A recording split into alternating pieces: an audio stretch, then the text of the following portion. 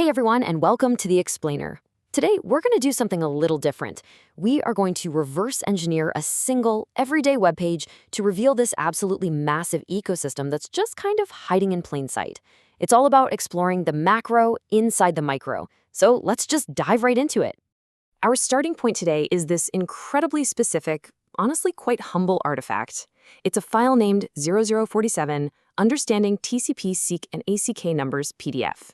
Now, at first glance, you're probably thinking it's just a static document sitting on a developer platform, a basic piece of educational material about network fundamentals. But as we're going to see in a minute, the environment surrounding this simple little file is anything but simple. Here is our roadmap for the explainer today. We'll quickly cover 1. A cloud computing artifact, 2. The AI development revolution, 3. Building developer workflows, 4. The application security ecosystem, and finally, 5. The open source community. All right, part 1, a cloud computing artifact, our anchor point. If you look at the exact breadcrumb navigation here, it brilliantly illustrates how knowledge is actually structured in these modern development environments. It's like a giant puzzle. We start all the way at the top level with a repository named bits-wilp-cloud computing. Then we drill down into a folder called Network Fundamentals for Cloud, and finally, boom, we hit our specific PDF. The takeaway here?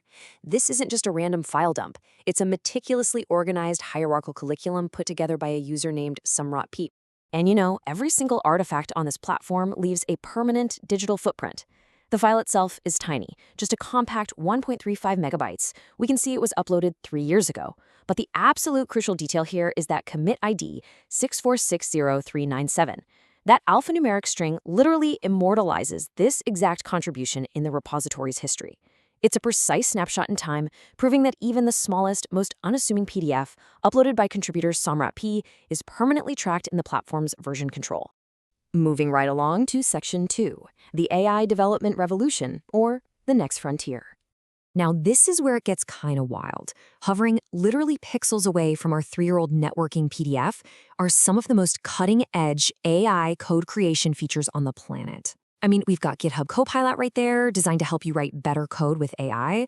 We've got the Copilot app, which promises to direct autonomous agents from an initial issue all the way to a merge, plus an MCP registry for integrating external tools.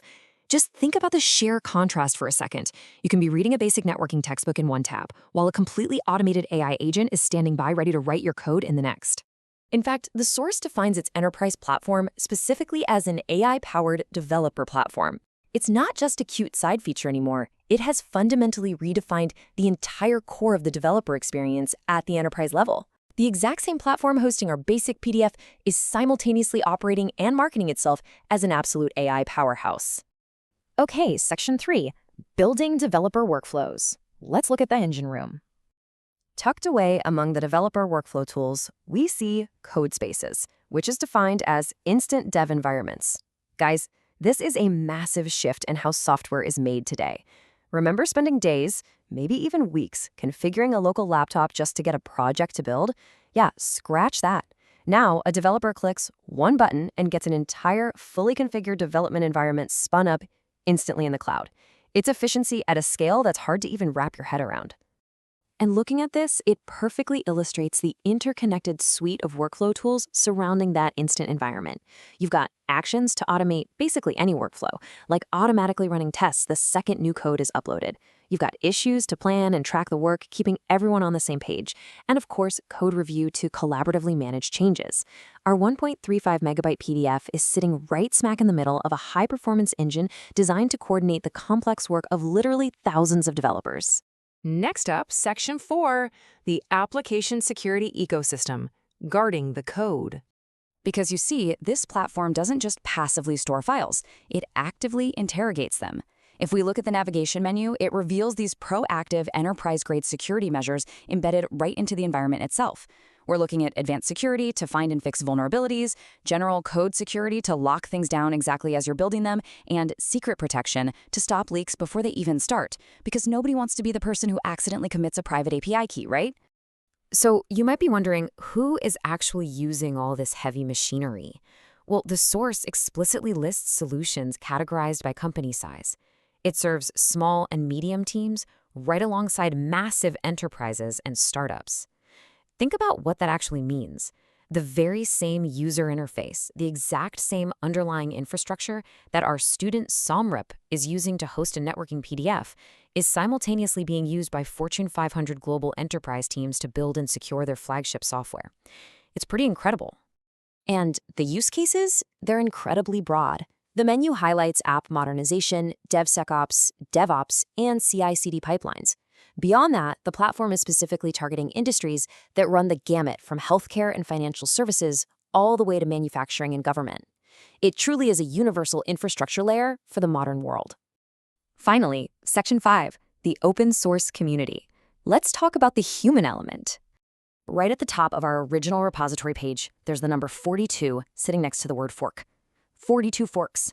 That means dozens of other developers or teams stumbled upon this specific BITS WILP cloud computing repository, found it valuable enough, and actually copied it to diverge and build upon it themselves.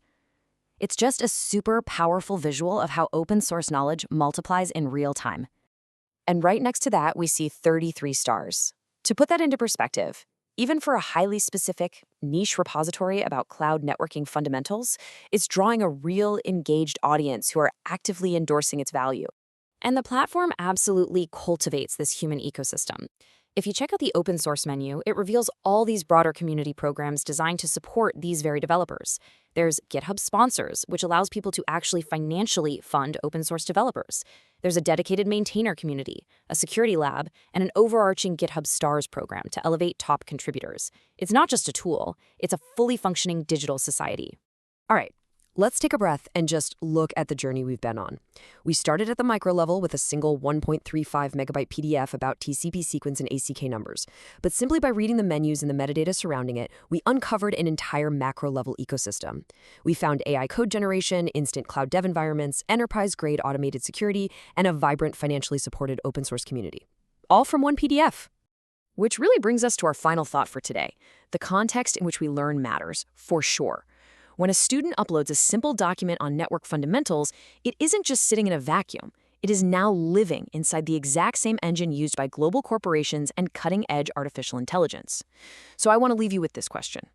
How does learning within a massive, AI-driven, enterprise-grade developer platform actually change the way we understand fundamental concepts today? Thank you so much for joining me on this explainer, and remember to always keep exploring the macro inside the micro.